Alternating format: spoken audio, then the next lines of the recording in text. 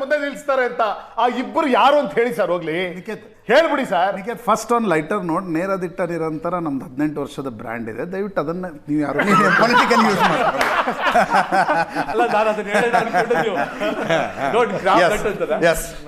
ನಿಮ್ಮ ಅನುಕೂಲಕ್ಕೆ ಬಳಸ್ಕೋಬೇಡಿ, ಅದು ನಮ್ಮ ಟ್ಯಾಗ್ ಲೈನ್ ಅದು. ಅದೇ ನನಗೆ ಅನ್ಸುತ್ತೆ ನೋಡಿ, ಇದರಲ್ಲಿ ಎರಡು ಸಂಗತಿಗಳಿವೆ. ಒಂದು, ಎರಡೂ ರಾಜಕೀಯ ಪಕ್ಷಗಳು ಹೇಗೆ ತಮ್ಮ ತಮ್ಮ ಏಜೆನ್ಸಿಗಳನ್ನು ನೀವು ಸದ್ಬಳಕೆ ಅಂದ್ರೆ ಇದು ಸದ್ಬಳಕೆ ಅಲ್ಲ, ದುರ್ಬಳಕೆಯನ್ನು ಹೇಗೆ ಮಾಡ್ಕೊಂಡು ಅಲ್ಲ, ನೀವು ಸದ್ಬಳಕೆ ಮಾಡಿಕೊಂಡು ಬಿಜೆಪಿ ಅವರು ಏನೇನು ಮಾಡಿದ್ರೆ ಆಗ ನಿಖೇತ್ ರಾಜ್ ಅವರು ಸದ್ಬಳಕೆ ಆದ್ರೆ ಮೋಹನ್ ವಿಶ್ವ ಕೂಡ ಹೇಳ್ತಾರೆ ನಾವು ಸದ್ಬಳಕೆನೆ ಮಾಡ್ತೀವಿ. ಹೀಗಾಗಿ ಅದು ದುರ್ಬಳಕೆ ಹೇಗಾಗ್ತಾ ಇದೆ ಎರಡೂ ರಾಜಕೀಯ ಪಕ್ಷಗಳಿಂದ. ವಾಲ್ಮೀಕಿ ನಿಗಮದ ವಿಷಯ ಬಂತು, ಚಂದ್ರಶೇಖರ್ ಡೆತ್ ನೋಟ್ನಲ್ಲಿ ಅನೇಕ ವಿಷಯಗಳಿದ್ವು.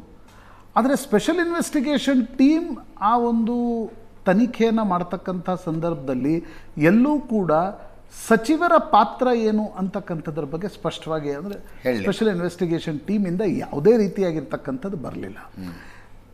ಈ ಸರ್ಕಾರದೊಂದು ವೈಚಿತ್ರ್ಯ ಇದೆ. ಸಿದ್ದರಾಮಯ್ಯನವರ ಸರ್ಕಾರ ಎರಡನೇ ಅವಧಿಯಲ್ಲಿ ಮೊದಲ ಬಾರಿ ನೋಡ್ತಾ ಇದ್ದೀವಿ, ಮೊದಲನೇ ಅವಧಿಯಲ್ಲಿ ಈ ರೀತಿ ಇರಲಿಲ್ಲ. ಏನೇ ಒಳ್ಳೇದು ಮಾಡಿದ್ರು ನಾವು ಮಾಡಿದ್ದೀವಿ, ಏನೇ ಕೆಟ್ಟದ್ದು ಮಾಡಿದ್ರು ಅಧಿಕಾರಿಗಳು ಮಾಡಿದ್ರು. ಹಣ ಹೋಯ್ತು ಅಧಿಕಾರಿಗಳು ತಿಂದರು, ಕಾಲ್ ತುಳಿತ ಆಯಿತು ಅಧಿಕಾರಿಗಳು ತಿಂದರು, ಮಂಗಳೂರಿನಲ್ಲಿ ಗಲಭೆ ಆಗ್ತಾ ಇದೆ ಅಧಿಕಾರಿಗಳ ತಪ್ಪು.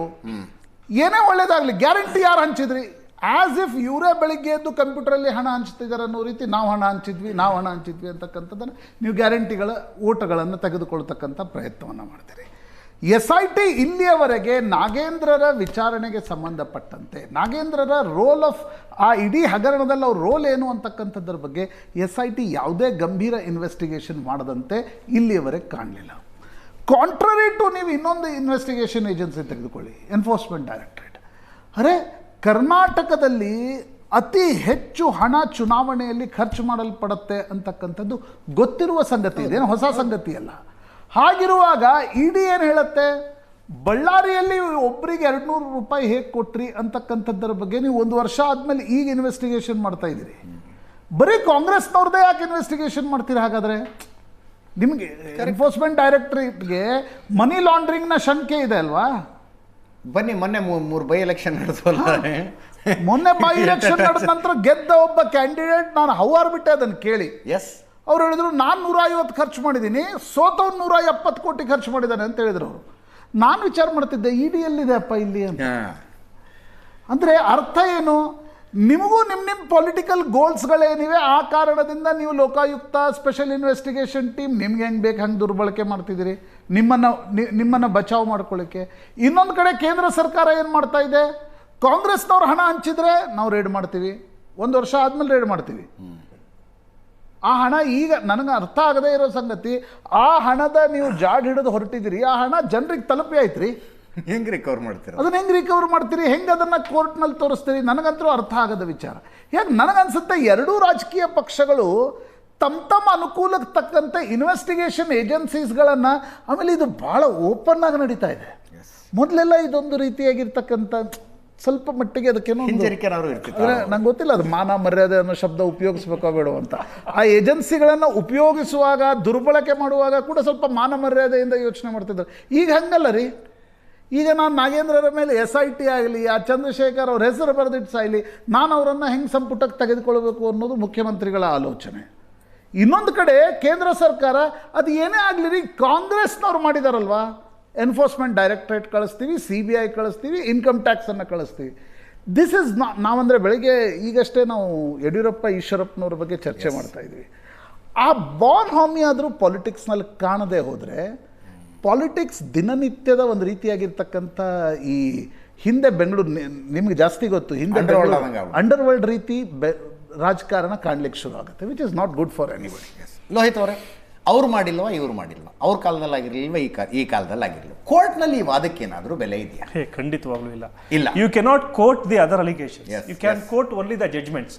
ನೆನ್ನೆ ಕಾಲ್ ತುಳಿತದ ಬಗ್ಗೆ ಮಾತಾಡ್ತಿದ್ವಿ, ಅವ್ರ ಕಾಲದಲ್ಲಿ ಅದಾಗಿತ್ತು, ಇವ್ರ ಕಾಲದಲ್ಲಿ ಇದಾಗಿತ್ತು ಅಂತ ತೇಜಸ್ವಿನಿ ಅವರು ವಾದ ಮಾಡ್ತಾ ಇದ್ರು, ಕಾಂಗ್ರೆಸ್ ವಕ್ತಾರರು.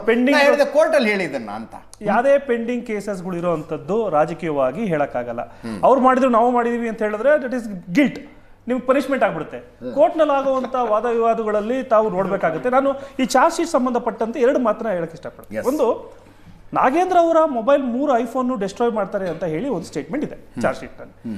ಮತ್ತೆ ಅವರ ವಿಜಯ್ ಕುಮಾರ್ ಗೌಡ ಅವರ PA ಅವರ ಒಂದು ಮೊಬೈಲ್ ನಲ್ಲಿ ಸಿಕ್ಕಿರುವಂತ ಏನು ಫೋಟೋಗ್ರಾಫ್ ಇದೆ, ಅದ್ರ ಮೇಲೆ ಇವತ್ತು ನಾವು ವಾದ ವಿವಾದಗಳನ್ನ ಮಾಡ್ತಾ ಇದ್ದೀವಿ. ಹಾಗಾದ್ರೆ ಈಗಾಗಲೇ ಚಾರ್ಜ್ ಶೀಟ್ ನಲ್ಲಿ ನಮೂದನೆ ಆಗಿರುವಂತ ಒಂದು ಎವಿಡೆನ್ಸ್ ಅನ್ನ ನಾವು ಯಾವ ರೀತಿ ಕೋರ್ಟ್ ಒಳಗೆ ತಗೋಬಹುದು, ನ್ಯಾಯಾಧೀಶರು ಅದನ್ನ ಯಾವ ರೀತಿ ಅಕ್ಸೆಪ್ಟ್ ಮಾಡ್ಕೋಬಹುದು, ಅದನ್ನ ಈ ತರ ಪಬ್ಲಿಕ್ ಡೊಮೇನ್ ಅಲ್ಲಿ ಕೊಟ್ಟಾಗ ಅದನ್ನ ಬಗ್ಗೆ ವಾದ ವಿವಾದಗಳಾದಾಗ ಕೋರ್ಟ್ ನಲ್ಲಿ ಯಾವ ರೀತಿ ನೋಡ್ಕೋಬಹುದು ಅಂತ ಹೇಳಿದ್ರೆ ಎಲ್ಲವೂ ಕೂಡ ಅಫರ್ಮೇಟಿವ್.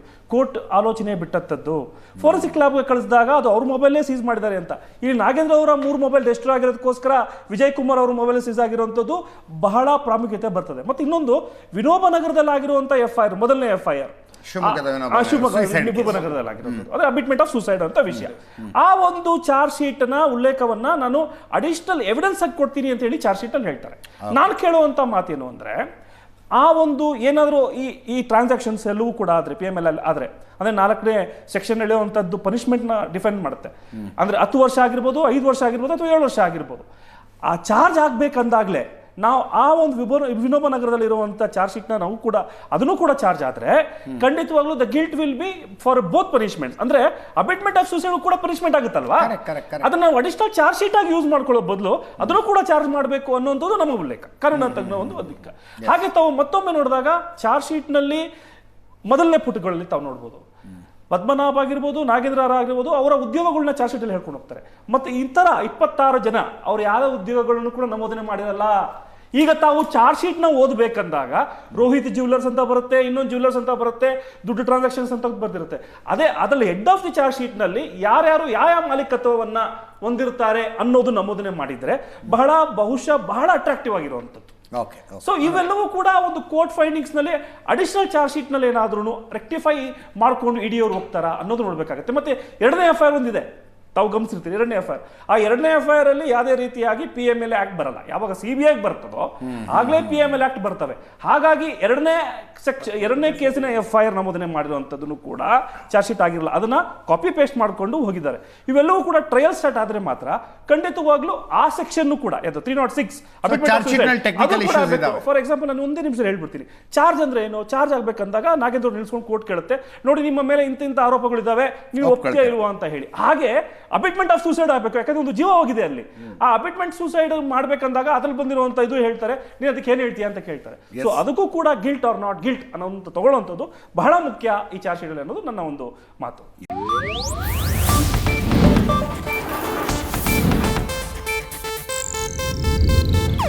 ಇದು ಏಷ್ಯಾನೆಟ್ ನ್ಯೂಸ್ ನೆಟ್ವರ್ಕ್ ಪ್ರಸ್ತುತಿ.